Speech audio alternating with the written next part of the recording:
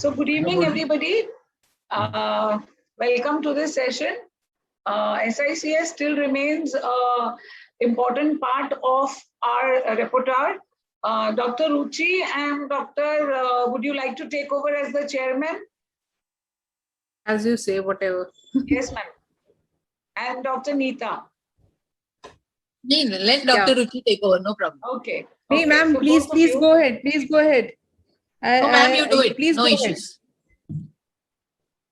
Ahead. So we have with us Dr. Ruchi Goyal, who's a very, very prolific SICS surgeon who has given numerous talks on SICS. All of us present here today, in spite of being prolific phaco surgeons and doing large volume phaco surgery, we do still talk on SICS because we are the biggest promoters of SICS, and we all are teachers in medical colleges, and we do believe that SICS is a part of our life. It will remain a part of our life, and it is not the the poor younger step brother to phaco emulsification.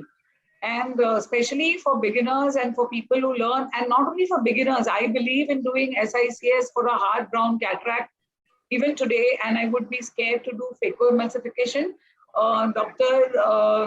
Bharti Kashyap madam has excused herself because her mother had a very bad fall, and Ruchi has a fracture, I see, but please get well soon, and I request Ruchi to please take over the session. We have with us Neeta madam, who is the professor and head at DY Patil, my friend, my senior, who held my hand as I learned cataract surgery. Santosh Bide is my Bhiru, my friend, who is the vice president of MOS. Sirish Thorat, who is the secretary of MOS and has been on this hall the whole day, manning the hall. Sumit, who is, done my presentations because we are always running around. Santosh has conducted so many instruction courses with us in MOS and AIOS, is a prolific phaco and an SICS surgeon.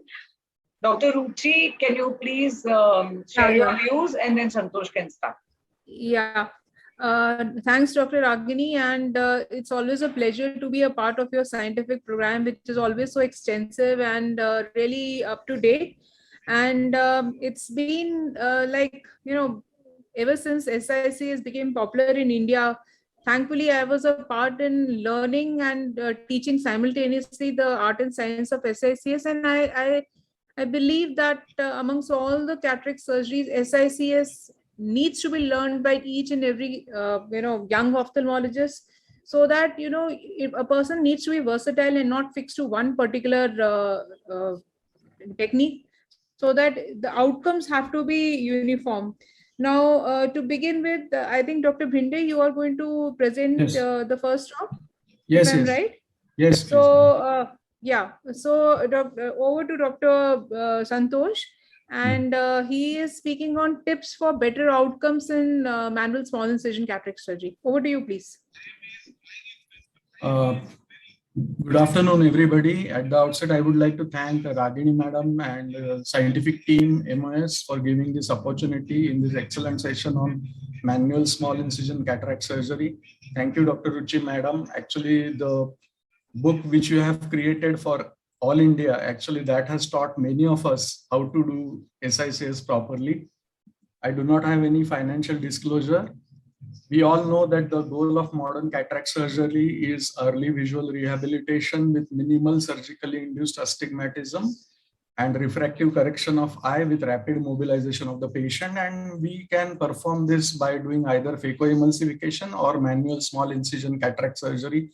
We all know the advantages of phaco as well as advantages of manual small incision cataract surgery. And to get better outcomes, each step has to be done properly. And my lecture will be a slightly basic. The first step is preparation of conjunctival flap and cautery, mainly for beginners. Conjunctiva and tenons has to be dissected separately, and one has to use very minimal or light cautery so that there is no charring of the sclera. And if there is excessive cautery, that can lead to more postoperative surgically induced astigmatism. As far as possible, we have to avoid limbal arcade, and we should not cauterize the limbal arcade. The next step is to to perform the scleral groove, and that scleral groove has to be performed around 1.5 to 2 millimeters away from the limbus. The blade has to be perpendicular to the sclera. The depth of the groove has to be ideally half thickness of the sclera. It should be a uniform, smooth, and well-defined sharp cut. And you can take it any shape, like a frown incision or a chevron incision or inverted bat wing shaped incision. Next step is creation of the tunnel, and for tunnel dissection, there has to be dissected at uniform depth of half the thickness of the sclera. The depth is judged by the transscleral visibility of blade. Blade should be just visible. One has to respect the curvature of sclera and cornea, because the curvature of sclera and cornea is different. Sclera is flatter and cornea is steeper. And especially when you are dissecting at the limbus and at the periphery, you have to tilt the blade accordingly so as to respect the curvature of the cornea and sclera. Next is opening of the tunnel and the internal opening. For opening of the tunnel, the globe has to be firm so that there is no inadvertent dissection of the Descemet's membrane. Keratome has to reach anteriorly to the anterior extent of the tunnel, and entry has to be made by a dimple down technique. The next is internal opening again. Keratome should be parallel to the iris once it enters the anterior chamber, and cutting has to be done from outside inwards, and extent of internal incision has to be from limbus to limbus. So the tips for tunnel construction are: the forward dissection of sclera is done by lamellar separation of scleral fibers. The globe has to be firm for easy dissection. The lateral dissection is done by cutting. The blade has to be tilted while dissecting laterally according to the contour of the globe. Especially one has to remember that sclera is flatter and cornea is steeper. Heel of the blade should be just above sclera or parallel to the sclera. If you have a low heel, then there is a high chance of buttonholing of the flap. And if you have a high or tilted heel, then there can be a premature entry. Ideal tunnel thickness is usually half the thickness of the sclera. It is a trapezoid shape for better postoperative results, less surgically induced astigmatism.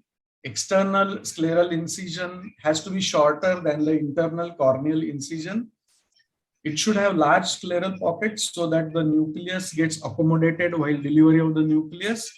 It should have a short cord length for less astigmatism. Ideally, it has to be placed 2 millimeters away from the limbus. If it is placed too anteriorly, then there are chances of wound leak, poor wound healing, high postoperative astigmatism, and high chances of postoperative infection. And if it is a too posteriorly placed incision, then there are chances of premature entry with hyphema.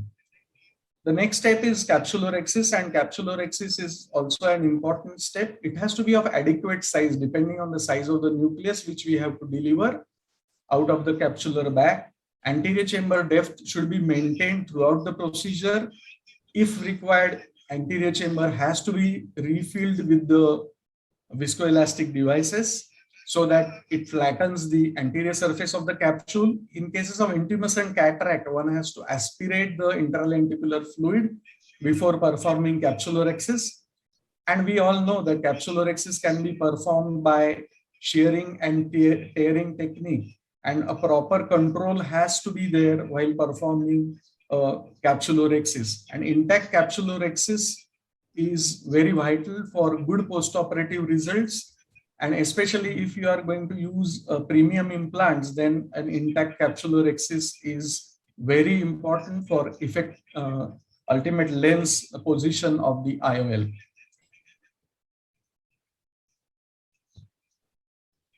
And you can complete the capsulorhexis.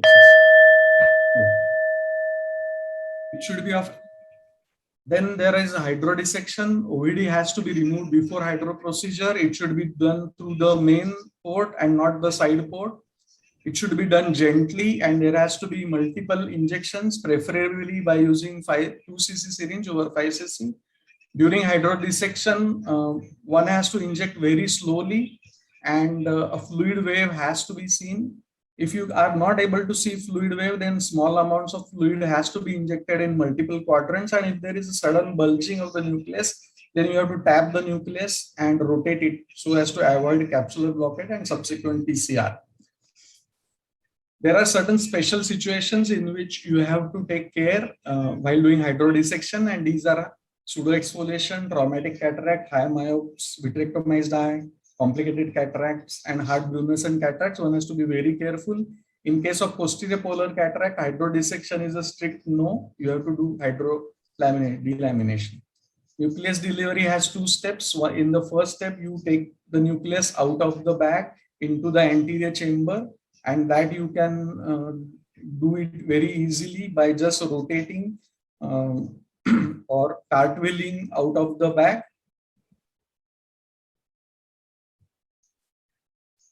And second step is you have to take out the nucleus from the anterior chamber outside the eye. And there are many ways in which you can do, and safest is the hydro expulsion of the nucleus. There are certain situations in which one has to be very careful. If there is a small pupil, if there is a small rigid pupil, then you can use pupillary expansion devices or multiple small sphincterotomies. And if it is a non-rigid small pupil, then one can try bimanual stretching techniques. And if it is a very large nucleus, then one has to have an appropriate capsulorhexis. One can give relaxing incisions on the capsule, adequate use of viscoelastic, and proper tunnel. One should not shy away from suturing the tunnel. It is not a sutureless surgery. If required, one has to suture the tunnel. If there is a premature entry, buttonholing, leaking wound, if there is a posterior capsular rupture, if the high myopic eye is there, or if it is a child's eye with thin sclera, then one has to suture. Sometimes we can suture to manage the postoperative astigmatism also. So to summarize, tips for successful outcome in manual small incision cataract surgery are: one has to dissect at proper planes, one has to respect anatomy, minimal handling of the tissue, proper visualization while performing all steps, liberal use of viscoelastics, and suturing of the wound if it is required. I once again thank the organizers for giving this opportunity. Thank you. And sorry for overshooting time. Thanks, Dr. Santosh. Very beautifully, you have brought out all the important aspects, especially change of the blade direction when you are actually dissecting the tunnel. That was a very important aspect that you brought out. And of course, the how to really have a correctly sized tunnel so that your internal incision is larger than the external, and the importance of creating whatever capsulorhexis you can, not only for premium IOLs, for any kind of, even if you have a subluxated lens, then and you want to put in a device of any sort to stabilize the back. So these are some points which you really brought out well. Welcome, Parikshit. I think he has just joined. And I think the next talk is of Dr. Ragini. Is she speaking? She has a talk on repair of coloboma. Would she be taking the next talk? I think Dr. Bhatti sir is also there, so maybe he's. Dr. Bhatti, I can't see him here. Yeah, he's there. Is he there? Okay, Yes, so I think we can invite Dr. Bhatti first. SICS step by step. Dr. Bhatti, please could you share the screen? Let me just unmute myself. Can you hear me? Yeah. Hello, sir. How are you? I'm good. I'm good. How's everybody? Yeah, we are good. Right. So I'll just start sharing my screen. This talk is actually not meant for the experts on the dais, but for the person who is just beginning his practice of small incision cataract surgery. So it just illustrates some of the points which you need to look into when you're doing a scleral tunnel superiorly and using a vectors for expression. There are, of course, several techniques for doing SICS, and here we'll be elaborating only on the steps of one particular method of doing it.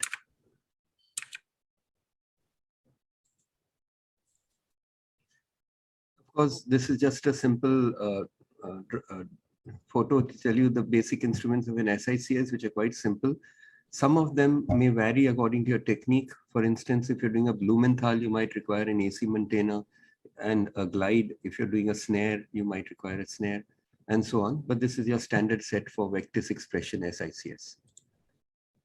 Now, the first step, of course, is to take your superior rectus. And this particular video is really meant for PGs, to tell them that when you take the superior rectus, you have to bury the teeth of the superior rectus forceps into the sclera, and then only you can hold it properly. And the next step is to take your conjunctival flap, which is usually a Fornix-based flap nowadays. Hardly anybody takes a limbal-based flap. And you don't have to do a very meticulous or extensive dissection. You just have to free the conjunctiva and take a relaxing incision. This exposure need not be very wide. You can just have an exposure that's just big enough for your SICS tunnel. And of course, then you cut away the tenons so that your subsequent step of cauterizing the vessels is easy. And finally, you cauterize the vessels. And if you notice here, the vessels are getting cauterized quite easily. And you take my word for it that the cautery is just on the lowest setting of 1. And what's the reason for that? The reason is the next step, which is not really a part of the surgery, but which you should always do so that your next SICS goes well. And that is you clear off all the debris from the bipolar cautery. If you don't do this right away, then you'll have to keep on increasing your power for subsequent SICSs, and finally, it won't work at all. Next is to make your groove so that you can start the scleral tunnel. And if you're not very confident of going to the right level, you can use a guarded blade like this, which goes about 300 microns, and make a horizontal incision. And then you can extend it a little on the sides. Here you can be confident that you won't go more than 300 microns, so you can press the blade right up to its insertion. But of course, what I find a little more comfortable is to use a razor fragment in a blade holder. You can also use a BP handle with a 15 number blade on it. So you see there are a whole variety of ways where you can make your initial groove. The advantage of making a curved incision like this is that you can then make your tunnel in such a way that you stay within the astigmatic funnel. Sorry. And finally, you come to the making of the tunnel itself. Now here, you have to be aware that there are different types of blades available. This is a bevel up blade. You can also have bevel down blades and sometimes bi-bevel blades. Generally, the blade tends to cut towards the side of the bevel. So if you have a bevel up blade, you would want to put a little more downward pressure on it. And if you have a bevel up blade, your downward pressure would be a bit less. And when you are making this scleral tunnel, you have to make sure that you keep the right depth, as Dr. Bide had pointed out. If you pull it too high, you could end up perforating the sclera. And if you put it too low, you could end up with a premature entry. And make sure that you make those little pockets on the sides, which means that the internal incision will end up being a little wider than the external incision. This allows the nucleus to come in and engage well into your tunnel. So here is your tunnel being completed. And finally, of course, you come to the capsular axis. There are a whole lot of methods to do this. I personally prefer to make all my capsular excises under aqueous. So I have a nice stable chamber. And it's, of course, very easy to do the rexis this way. But some people don't like it because the flap tends to flap around.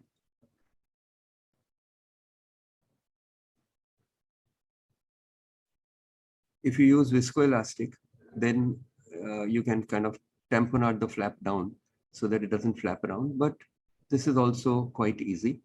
And you can usually end up with a nice, neat circular capsular axis even in this way. Now notice we haven't even entered the eye as yet. So since you're doing this through a side port with a direct entry, you have a fairly stable anterior chamber. you don't have an anterior chamber that keeps collapsing.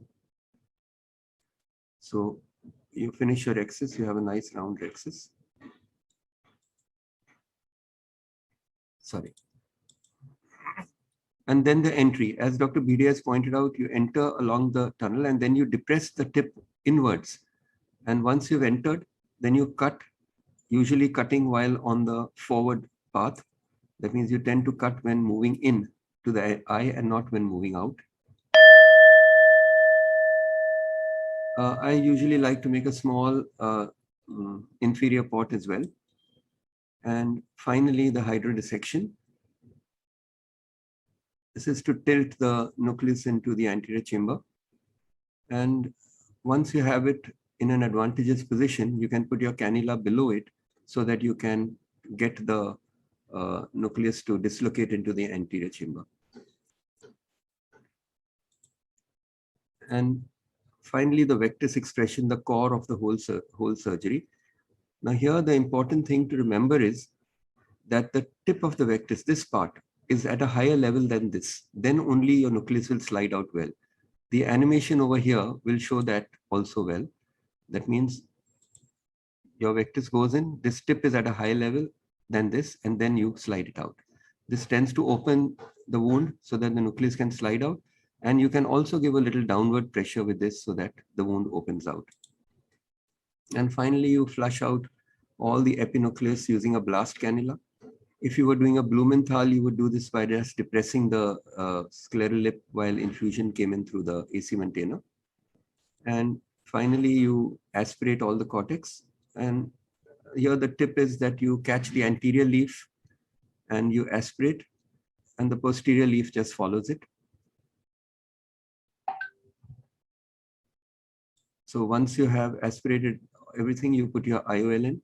I like to have a very flail grip while pushing the IOL in so that the lower loop doesn't go and puncture the capsule. So it's just kind of pushed in rather than gripped and pushed in. And first you have it just all in the AC.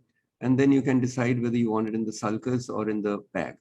Usually these PMMA lenses sometimes may be a little difficult to get into the bag. So it's quite possible. Here we are, of course, putting it into the sulcus. Right now it's in the anterior chamber, of course. So you use a Sinskey hook or a push-pull. And you just see that the loops go under the iris. Now here you can very clearly see this is not going into the bag, but into the sulcus. Here you have a slight iris tuck, which you can release by infusing some fluid from the top and tapping the lens down.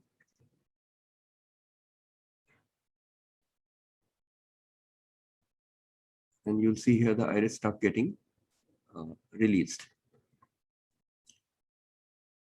And finally, the last step would be to take a suture. I always take a suture in my SICSs so that I get a good astigmatic result. Now this kernel probably you could get away by not suturing it also. But if you suture it, you'd probably get a diopter and a half of astigmatism induced by a surgery. And if you don't suture it, it may go up to 2 or 3. So I always prefer to suture it. Here we are using Dr. Daljit Singh's favorite sutures, that's stainless steel, but you can use any suture you wish. And finally, you need to get the conjunctiva to oppose. You can either cauterize it here. I like to just hydrate the tenons, which causes this to fall forwards. And that would be the end of the surgery. Thank you very much. And again, sorry for overshooting the time.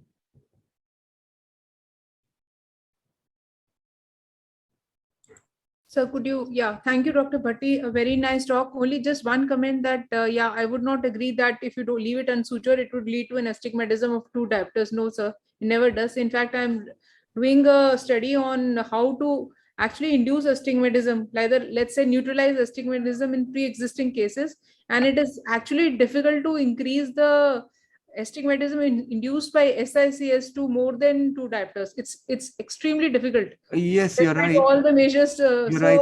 Now this was a nice easy surgery with a soft nucleus. So possibly if I had not sutured it also, it would have gone to about 2 diopters. But in my hands, it gives more than what most people claim. So I would have got 2 at least. And if it was a little hard nucleus and the tunnel was a bit damaged, then I think even 3 in my hands would be quite possible. And I also use the SICS to titrate the astigmatism and correct it. In fact, this is the sort of surgery I do if the person had with the rule astigmatism of say 1.5. So I'd end up with a near phaco result. If the person had against the rule astigmatism of 1.5, then I would do a temporal or a nasal section. And then I generally don't make a scleral tunnel there, but I use a pre-chopper to pre-chop the nucleus so that it stays, the incision stays to about say 6 mm maximum. And then I also get about 1.5 diopters with suturing. So the point is I can, to an extent, up to say 1.5 to 2 diopters, I can neutralize the astigmatism. It's not very consistent, but sometimes you get pretty good results. Okay, thank you, sir. I think it's a very vast topic for discussion. Parikshit wants to present next, I believe. Dr. Ragini, is it okay with you? Parikshit, you have written, you want to present? So please unmute yourself. Unmute yourself, Parikshit. Can you hear me now? Yes, Dr. Parikshit, sir. Yeah. So should I present, because I didn't find anybody else presenting? I think Yes, I should sir. remove this virtual background because it is looking as if I'm playing Holi. It's all blue on my face. So Dr. Parikshit, sir, is the dynamic president of this whole, the MOS and the solid rock behind this whole conference. It's been a wonderful year with you, sir, and so many CMEs and seminars that we did. And as always, we've done so many camps at Baramati, at Kolhapur, and so many SICS surgeries together. It's been a wonderful year, and it will be good to hear from you, sir. Thank you, ma'am. I'll just share my screen. Bhatti sir is my teacher, and so wonderful to learn from him. He's the senior most teacher with Lahane sir in JJ. And I must tell you that, he, even today, on every Thursday, sits and teaches the residents. And in fact, he calls up and says, Ragini, please keep a case. I want to teach them. So I think he's the most wonderful teacher, because I was a student. We used to go to KEM running after him for his classes, and life has come a full circle when he's teaching residents, even today in JJ, holding their hands. Thank you so much, Bhatti sir. Thanks, Ragini, for the good words. Thank you. Can you see my screen? Yeah. Please, Parikshit. Yes, Parikshit sir. Yeah. My topic is relevance of SICS in private practice. So, well, everybody thinks that SICS is something that is meant for medical colleges, for camps, or to be done in rural areas. But that's not the case. Yes, we all know phaco is like the king of cataract surgery, but even SICS is great. And it's not just because cataract has become a refractive surgery, and in SICS, we also have equally good options to do a great refractive work. Because it's not just doing away with the sphere and the cylinder, but today it is not just distant vision, but near vision that has suddenly become very, very important. So generally, why do we do phaco? We do phaco because, well, our patients demand it. There is peer pressure. All our competitors do it. In some ways, perhaps it's the ego, it's the best thing. But most important reason, I think, in private practice, why people do phacoemulsification is because the earnings are higher as compared to manual SICS. So when we had done a meta-analysis comparing phaco versus SICS, and we had used numerous studies in which there is Dr. Ruchi Goyal's famous study on subluxated cataracts. And well, all of these studies are from the Indian subcontinent, from India and Nepal. And when we had looked at 10 parameters comparing phaco and SICS, well, in almost all, there is no difference. Like at 618 cutoff, there is no difference aided or unaided. At 6.9, which is the international driving license standard, of course, phaco is slightly better. So here we can see the diamond is towards one side. So phaco definitely gives better unaided vision as compared to manual SICS. The astigmatism in phaco is definitely lesser because, well, it's a 2.8 or nowadays 2.6 millimeter incision as compared to at least about 5.5 mm in SICS. The endothelial count is also loss is similar, and something like this can happen. And in SICS, we have to understand that there is a trade-off between lesser astigmatism and corneal clarity. We can go in for smaller and smaller incisions, but then perhaps we are messing up with the endothelia. But the differentiating thing is near vision. In phaco, hardly patients which are less than 20% get vision of N8 or better. So we have so many patients whom we have operated, and those patients are 6/6 for distance on the first day, but they are not happy because they can't now read the newspaper and look at the messages on their mobiles. Compared to this, 81% of SICS patients had unaided near vision better than N18 as compared to less than 20% in phaco group.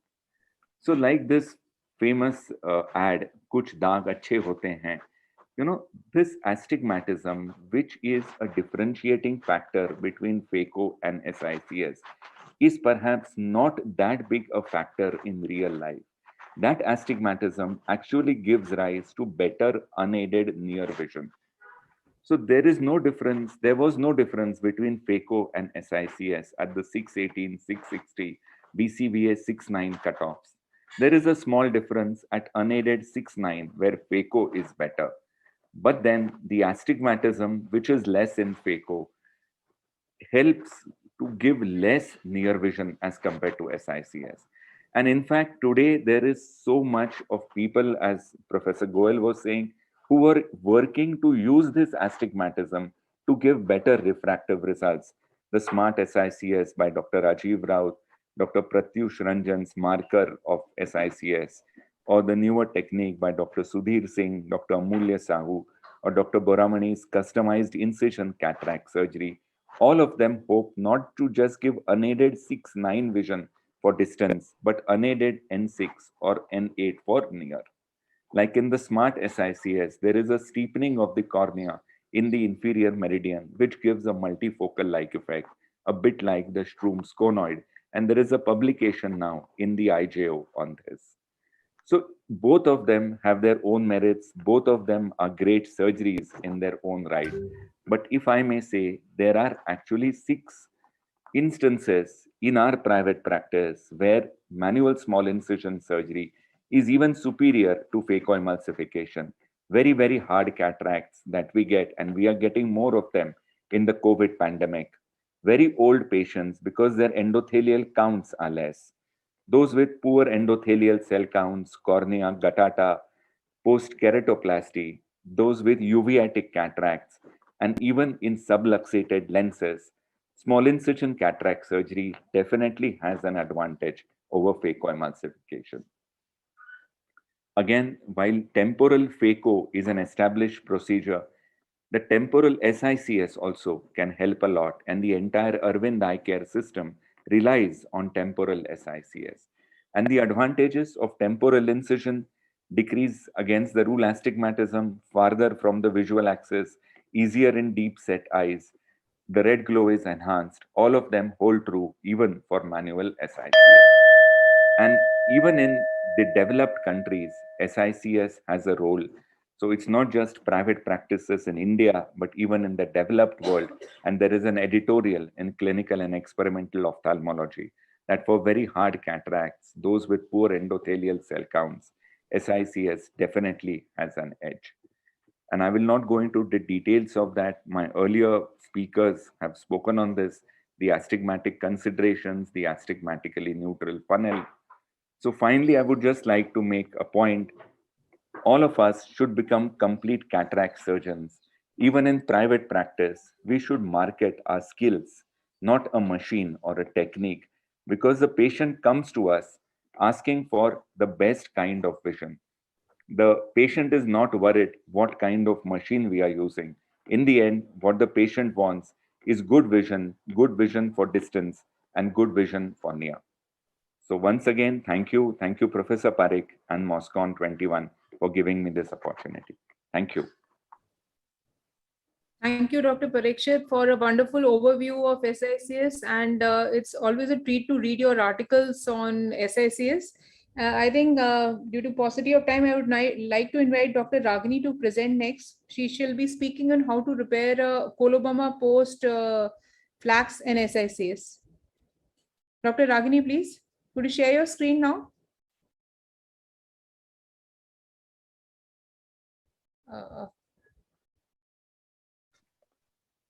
I think she's in another hall. She's doing Okay, tour then of I all think the I'll 4 share halls my screen. as the chairman Okay. scientific committee. Net issues. She has some issues with the internet. I'll share my screen then.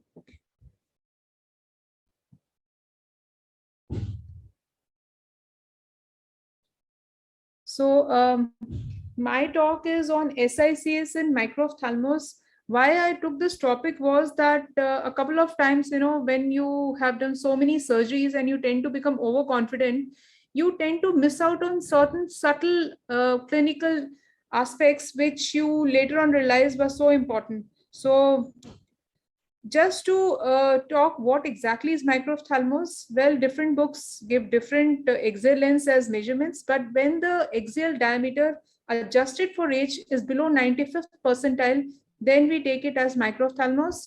Somewhere it is written as 20 millimeters, somewhere even 18.9, then 21. So to generalize, now what we really need to do is that if we suspect a patient has microphthalmos, we must differentiate it as to what kind of microphthalmos we are dealing with. It may be a simple microphthalmos as is seen in a nanophthalmic eye, or it may be a partial microphthalmos where there is maybe a relative anterior chamber microphthalmos or a relative posterior microphthalmos. Now, in a nanophthalmic eye, we know that the short anterior and the posterior segments are there, but the lens volume appears to be relatively large because it is of the normal size. Also, the sclerochoroidal thickness is larger, that is more than 1.7 millimeter.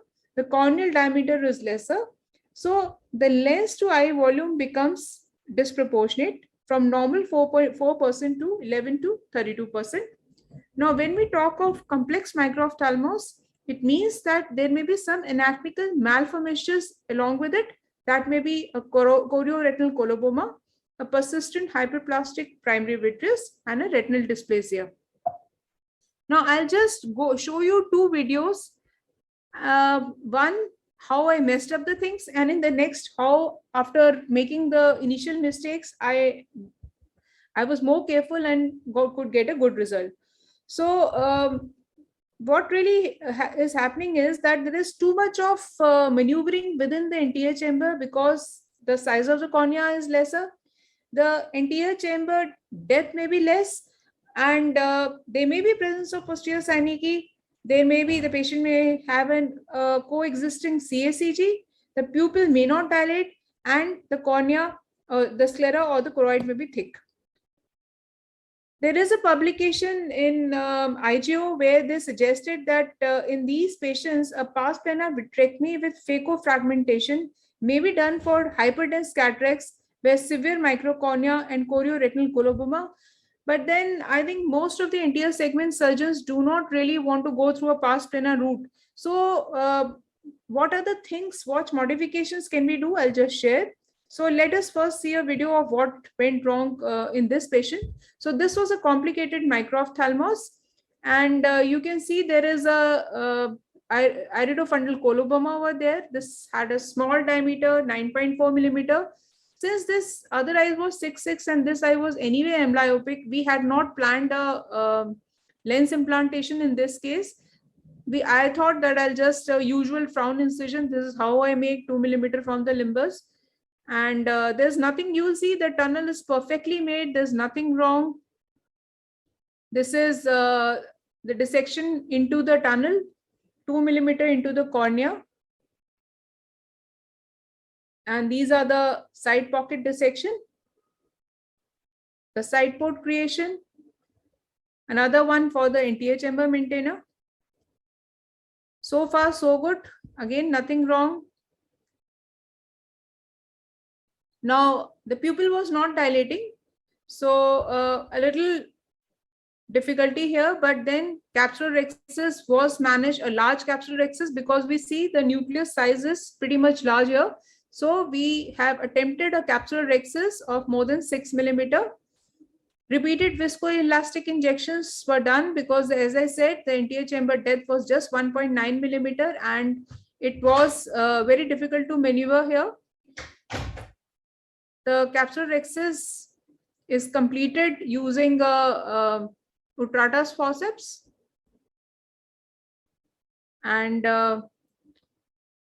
it appears that this nucleus should easily pop out from the bag and it should be delivered easily. So a large internal entry, again, quite conducive to what we practice in harder cataracts. Now the hydrodissection was done and the nucleus was prolapsed. Now you see the iris is continuing to prolapse despite not much maneuverability.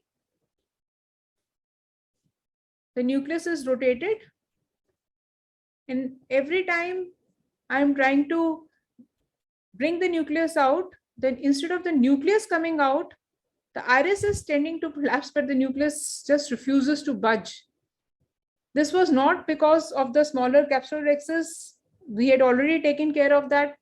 The pupil was also not all that small that it could stop the nucleus from coming out. So what was wrong? Basically, what was happening was that there was no space in the NTA chamber, and because the iris was, the volume was so less in the NTA chamber, there was iridodialysis, and finally the nucleus came out, tearing the iris at the root. So this is, you can see the iridodialysis over there. I injected some viscoelastic and finally the nucleus was delivered after all the mess was created. So I'll just fast forward it. So what did we learn from this? One is, of course, these patients may have other malformations. The other is that we must check for the nuclear NTA chamber disproportion. We'll go to the next video because I want to show how to manage these cases. So this is another video. Now this time, after making the previous mistakes, I was more careful. Now here we have, this is another case. So this time, instead of making a frown incision, I made a straight incision, which is larger in size and closer to the limbus. The iris has been retracted to give a good view of the, to create a good rhexis. You can see in the area of subluxation, there is some amount, in the area of iridofundal coloma, there is some amount of weak zonular support. So I fixed the ACM at a different place. I made a large tunnel, a large rhexis, and you can see I've gently brought the nucleus. Hydrodissection is being done, very gentle maneuver so that the remaining zonules are not injured, the nucleus brought into the chamber.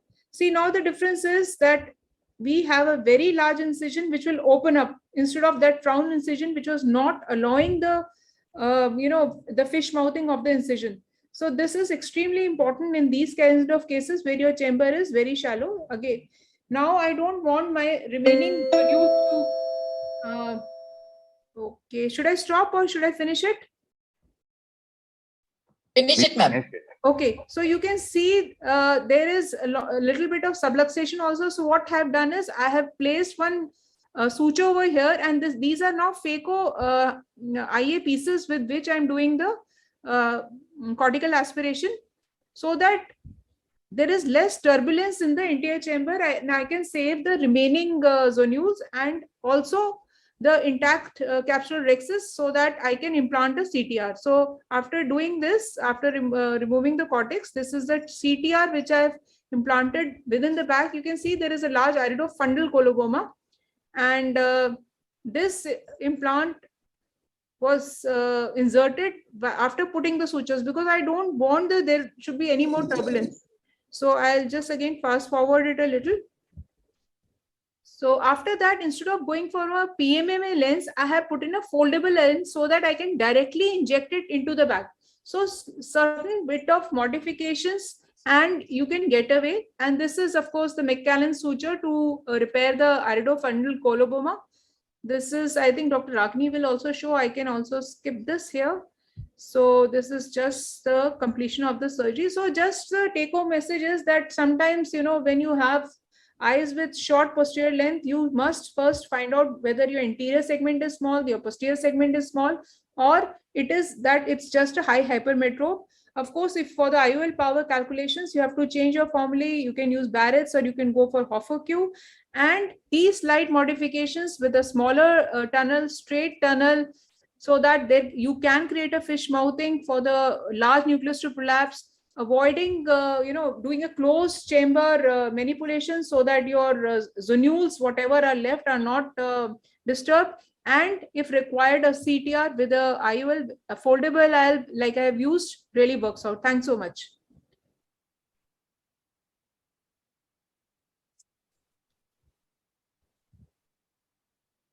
So we can have the next speaker, or any questions, I will be very happy to answer.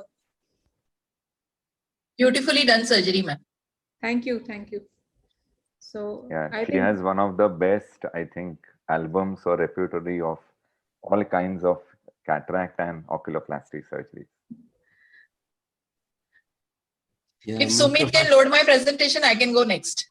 Okay, okay, till Sumit is loading, what I've done is that the net in JJ is not there. So I'm opening a presentation which I have. Okay.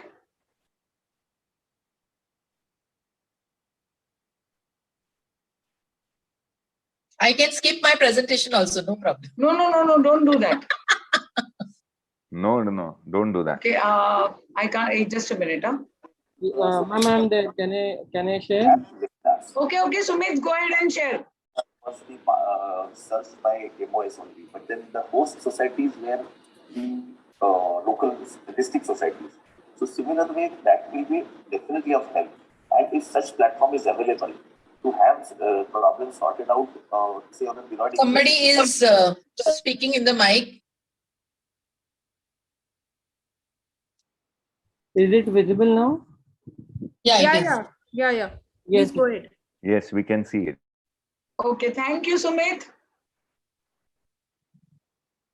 So thank you, Sumit, for this presentation. So you see many patients who come to us who have a corneal opacity with a cataract or any other ocular diseases. So we will be seeing how do you manage these patients, whether do you, depends on the opacity, the size of the opacity, whether it's macular, nebular. So whether do you do a keratoplasty followed by a cataract, whether you do a cataract with an iridotomy, or whether you do a triple procedure. Yeah, thank you, Sumit. So basically what happens is that if you do a keratoplasty followed by a cataract, there will be a delay in the visual rehabilitation. Especially this may affect the children. If you do a keratoplasty and then do cataract surgery, there is always some endothelial loss associated with the cataract itself. The surgery itself may instigate a graft rejection. Patient compliance may be very, very poor.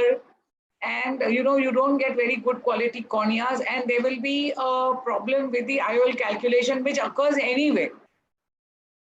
So cataract with iridotomy, we still do it today also because, if you feel that, this patient is non-compliant, anyway, when you do a graft, the patient may come with a larger opacity.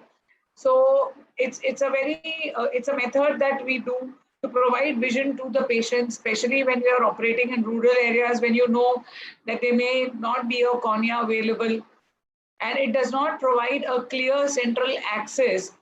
The visual axis or the vision that the patient can see through is always through an eccentric opening, and of course it will compromise the vision. Cataract with keratoplasty, which is a triple procedure. Again, these are the things that you have to look for: the delay in the visual rehabilitation, risk of endothelial loss, anterior chamber reaction, refractive surprise, and again, the paucity of donor corneas. So this always remains a dilemma, and basically you have to see what needs to be done. So this is all this where the cataract surgery is primary. So whichever you do, there will always be a problem. So you have to customize each case and decide what you want to do when, depending on the need of the patient. So as you can see over here, so this, and it's not as if you're not seeing this every day. As you can see over here, the patient has posterior synechiae and the corneal opacity. The opacity is slightly eccentric. It covers part of the pupillary area. So after making the scleral tunnel, what you're doing is actually opening out the synechiae. That's the first thing that needs to be done, because it gives you a larger pupil to work with to be able to perform a capsulotomy, because you need, even if you cannot do a capsulorhexis, you need a decent capsulorhexis to be able to luxate the nucleus into the anterior chamber, and then the extension of the tunnel. Blurex can also be used over here to be able to stain the capsule a little better. Here you need not try to be adventurous making small tunnels or anything, because here you have a small pupil, complicated cataract. You do not know whether the posterior surface is also of the iris is also stuck. So not to try to complicate matters. Here, as you can see over here, the cataract is now rotated and brought into the anterior chamber. Once this has been done, then it is like any other small incision cataract surgery. Because sometimes the cataract would have been adherent to the posterior surface of the iris. Here, as you can see, it is not. And the nucleus can be expressed. So this is a Blumenthal technique. As you can see, 6 o'clock AC maintainer. It's a visco-free surgery, which can be seen. Now, if you see, there's a 45-year-old male with a corneal opacity, as you can see, which is eccentric, covering part of the pupil, and an anterior subcapsular cataract, which probably is traumatic. And so you can see over here. And what went wrong? So when you see the slit lamp examination, what went wrong was that the patient probably had a viral disease, and with the steroids, without the undercover of the antiviral, the patient got a neurotrophic ulcer, which is a large stain. So you have to be very, very careful that in these type of patients who have bilateral disease and neurotrophic corneas, which look previously herpetic, then prophylactic antivirals are very, very important. The eye has to be quiet. And so if you see a patient with an opacity, ghost vessels, so history taking of the patient is extremely important, because after cataract surgery, steroids are a must, but having a patient with a epithelial defect, a non-healing ulcer, or secondary bacterial infection is too vast a danger to be invited. So that's very, very important. So as the important tip over here is that corneal sensation should be checked in case of every corneal opacity. The bilaterality of the disease, the patient having given history, if the previous papers are important, that's even more better. In patients of vernal keratoconjunctivitis, even in young children, we see that they come with cataracts. As you can see over here, the limbal trantas dots are visible, and even though they have been prescribed steroids for the short duration, the comfort with the steroid make them continue the steroid drops without the advice of a doctor, and the cataract develops. So when do you do the cataract surgery? In any patient, the cataract surgery needs to be done only when the eye is quiet. And when the vernal keratoconjunctivitis is under control, the patient has severe dry eyes, there may be secondary infection, culturing the conjunctiva, and the patient keeps rubbing the eye. So you may need to give topical immunomodulators or systemic immunomodulators before you can touch the eye. So that's very, very important. In patients, we see patients who come to us from the rural areas with very, very large pterygia. And if there are small pterygia, if you do a topopachy of the patient, you do the First, you do a refraction of the patient, very small pterygia. You know, you have to decide whether the patient, like supposing the patient has a very small pterygium and a mature cataract, then the cataract goes first.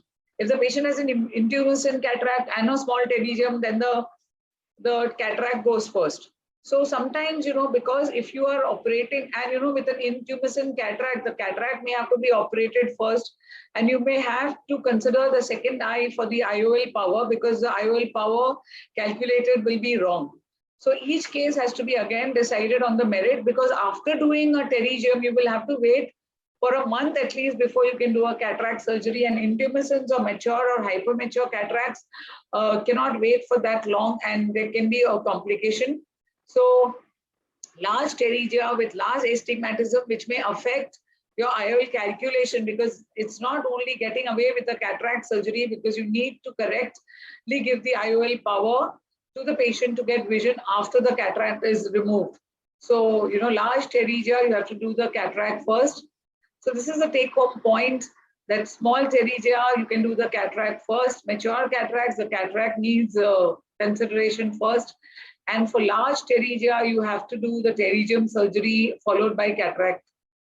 As you can see over here, this is a case where we are doing a Blumenthal's surgery.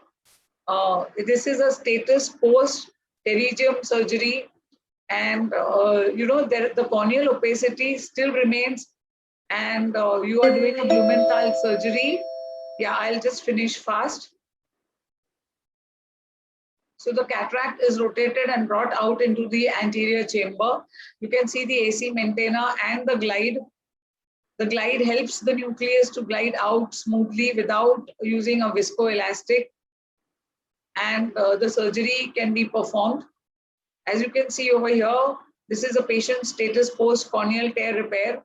The sutures may need to be removed, because, you know, if there is a loose suture, you don't want the sutures to be nidi of infection. But if the patient has an anterior capsular tear, or there's a ruptured cataract, then you may have to go for a cataract surgery earlier.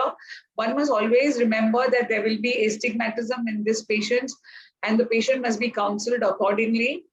Luckily, the patient has the tear which is not so central, but the vision is definitely going to be affected. This is removing the nucleus and aspiration of the cortex. These patients always get substandard results, and the patient must be counseled that this is a major injury with major complications, and results will definitely be compromised. Thank you so much. So a proper workup, counseling of the patient, customized care for every cataract is very, very important. Thank you so much. Thank you, Dr. Parikshit. Thank you, Dr. Ruchi. Thank you, Dr. Bhatti, sir. And a proper follow-up. Thank you, Sumit, for a lovely presentation. Thank you so much. Dr. Neeta's presentation is left. Dr. Neeta will be speaking on smart SICS. Dr. Yeah, Neeta, thank you. Until Sumit loads my presentation on the screen, I would like to thank Ragini and MOS for giving me this opportunity. I would like to thank my teacher, Dr. Bhatti, who has guided me for more than 8 years. I have been in his association, and he has imbibed most of his innovative ideas into me, and has had a very positive influence on me. I would tell Dr. Ruchi that I have also had a radial fracture just 6 weeks ago and just out of plaster. So you're not the only one. And last but not the least, I'm going to talk on a topic fracture. on a topic like smart SICS, which is now the crown of SICS surgery. And I would want each and everybody around to do this so that we can get rid of post-operative glasses and give them pseudo-accommodation or freedom from glasses. So to begin with, today everybody wants freedom from glasses, whether it's a 5-year-old who wants to go to school without glasses because his friends would try and trouble them. So we have some drops which we can help them with. Teenagers to presbyopes, we can help them to get rid of glasses with the help of corneal refractive surgeries. Beyond 40 with cataracts. We can do intraocular surgeries and special IOLs or bioptics. So all in all, we try to help our patients by altering our technique of surgery, doing either corneal modulations or putting artificial IOL with modifications. Next. So how do we give pseudo accommodation to most of our patients? Either by enhancing the depth of focus by reducing the pupil size, giving against the rule astigmatism, giving spherical aberrations, giving monovision or micromonovision, intraocular lens implantations, and corneal modulations. Smaller the pupil, better it is. Pupillary aperture and depth of field are inversely related. However, a pupil size of less than 1 millimeter would cause diffraction. A pupil size between 1 and 2 millimeters would be ideal. Whenever we operate, we should avoid touching the iris as sphincter damage would distort the pupil and thus the depth of focus. Next. If you have an against the rule astigmatism of 0.75 minus 0.75 with minus 0.5 cylinder at 90 degrees, or a minus 0.5 sphere with minus 0.75 cylinder at 90 degrees, it works wonders in reading ability of the patient. And this we have seen when we have operated for so many years. Varzella and Calozzi calculated that a moderate myopic astigmatism can offer pseudophakic patients a spectacle independence for both good distance and near visual acuity. It needs to be done in the non-dominant eye for optimal results. The dominant eye will always prefer to focus for distance. Next. Cornea-induced Wernicke's higher order aberrations play a major role in pseudophakic pseudo-accommodation. Oshika et al. Demonstrated a positive correlation of corneal asphericity and corneal coma aberrations to pseudo-accommodation in pseudophakic eyes. It's especially the vertical coma which helps. Next. If both eyes are equally dominant, preferably the left eye is made myopic by 1 diopters. But if you have one eye for distant dominance and the other for near dominant, the near dominant eye can be made myopic by up to minus 1.25 diopters. Over a period of time, the brain adapts and the patients have unaided vision for distance and near. Of course, we have intraocular lens implantations which have hiked the cost of our surgeries, accommodative IOLs, multifocals, trifocals. We are not going to elaborate on this as the purpose of this presentation is to emphasize that a normal monofocal IOL can deliver equivalent results with corneal remodulations. Next. How do we do that? Principle is that of a presbyopic LASIK. You render it bifocal, you may render it multifocal. Various permutations and combinations wherein the center is more myopic than the area around it. The center prefers to see near and the area around it prefers to see far. Over a period of time, the brain adapts and in nanoseconds, it can shift the optical centers for distance and near. The plasticity of the brain is commendable. A technique which renders the cornea presbyopic due to stretch forces acting on its apex while making a 6 millimeter incision in the 12 o'clock meridian. You can watch the 2 central myours of the keratoscope to realize you have the cornea horizontally stretched before making the incision.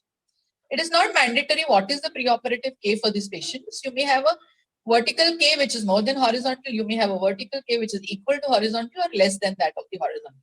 Aim is to achieve a horizontal stretch on table. Next. Simple instruments which are required, a keratoscope. Sometimes you can have a small ring. If you have a PMMA IOL on table, you can just, the cap of that IOL can also be used to get a central mire. But if I say all these things, Dr. Raut will kill me. He says that there is some documented evidence and he's got some software which can give you an optimal result. So all these things are not to be done. Other instruments would be that for a standard SICS. Look at the intraoperative mires. I have shown you over here a horizontally stretched or circular mire is acceptable mire. Next. Usually we have against the rule astigmatism because of the age factor. It means the horizontal meridian is steeper. We need to make the vertical meridian steeper. If to begin with we have a vertically oval mire, we need to at least make it circular. Next. Inject viscoelastic at 3 and 9 o'clock meridian. This stretches the horizontal meridian. The keratoscopy mires from vertical oval would then become circular or horizontally oval. Next. Today we have a software which is illuminated. It gives you the basic curve. Can you go back? It gives you the basic curve of the cornea in red. It gives you the expected curve. Go back. Next. Next. Yeah, it gives you the expected curve in green. which will stretch the cornea horizontally. It gives you verbal instruction as to where to make the incision at the superior meridian. Developed by Dr. Rajiv Raut, and full credit to him, as now we have a software which tells you where to place the incision to achieve smart results. Next. Finish SICS like any other day. While closing, make sure that the central miles are completely circular. Next day, lo and behold, you have a patient who reads 6.6 for distance and N6 for near. This happens 9 out of 10 times. We have a happy patient and a very, very happy resident, as there is no post-op refraction to be done. Next. So this was our study design, where we did smart SICs in 100 patients and normal SICs in other 100. Standard pre-op Ks were done so that we come to know whether there's against the rule astigmatism to begin with. In the first group, we did 6 millimeters incision 1.5 millimeters away from the limbus, bisecting the 12 o'clock meridian. And in the second one, wherever, just like a normal SICS, BCVA outcomes were checked at the end of 1 week, 6 weeks, and 6 months with logMAR chart post SICS surgery. Next. We acknowledge Dr. Rajiv Raut's contribution to this technique, as he was the pioneer to start this, and he encouraged us to try it at our institution. We did 100 patients with this technique, compared them with another 100 patients. Pre and post-op cases were documented. This was purely done to rule out against the rule astigmatism being the cause of pseudo-accommodation. To our surprise, the K readings had no role to play. And against the rule astigmatism of 4 diaps, or with the rule of 1 diopter or an E-metrope, all had the same vision in the smart SICS group. Next. So you can see these results. 9 out of 10 in the smart SICS groups got 6.6 vision, whereas in the control groups, they were almost equally divided. In the groups where we had first group, which was 6.6, second between 6.6 and 6.9, and third between 6.9 to 6.18. Next. Same thing on a bar chart. Next. So we have followed up these patients for any progress in the stretch or subsequent increase in thinning by pachymetry. However, with a 6 months to 1 year follow-up, we found no progression. Hence, we safely conclude that this is the future of cataract surgery, because it is pharma independent, it is machine independent, and the power to deliver multifocality at minimum cost lies with the ophthalmologists. Thank you so much for a patient listening. So thank you, Dr. Neeta, for introducing Dr. Raut's smart small incision cataract surgery. And I hope you publish these results so that, you know, these he's been really working hard. There is an IGO publication which he has already done, ma'am. He has done about the software, but if you have done the study, I think it is better to share it with others, so that a lot of more people are, more brains, better the outcomes. So others would be encouraged to work on it as well. So anyway, Sure, I'll do that. Yeah. Thanks for sharing. I was just waiting for him to do his publication, because he was the one who started it. I didn't want to do it before that. Right. Absolutely perfect. And thanks, Dr. Ragini and MOS for this wonderful session. I think the time is up for this session. And anybody else would like to add anything? Dr. Parikshit? No, ma'am, it is good to see so many famous professors and all of them promoting SICS. So Professor Bhatti, Professor Goyal, Professor Neeta, Professor Ragini. So there are good days for SICS ahead, as more and more residents are going to learn it. Thank you so much. Thank you, Dr. Ruchi. Thank you, Dr. Bhatti sir. Thank you, Dr. Parikshit bhai. Wonderful conference under your guidance. Thank you, Neeta. Thank you, Santosh. Thank you, everybody, for a wonderful, wonderful SICS session. Thank you so much, everybody, for your time and lovely discussions and lovely talks. Thank you so much. Thank you, Ruchi. Thank you. Once Thank again, you, thank you, everybody. Parikshit sir. Thank you, Bhatti sir. Thank you, Santosh. Thank you, Neeta. Thank you, Ruchi. Hi, Bide sir. Thank you, everyone. Thank you, Sumit. Thank you, Sumit. Thank you so much. Thank you, Yes, Sirish. and thanks to Sumit. He's been in this hall the anchor, whole day, and looking after everybody. Thank you, Sirish, and thank you, Sumit. I know, special thanks to Sumit. He deserves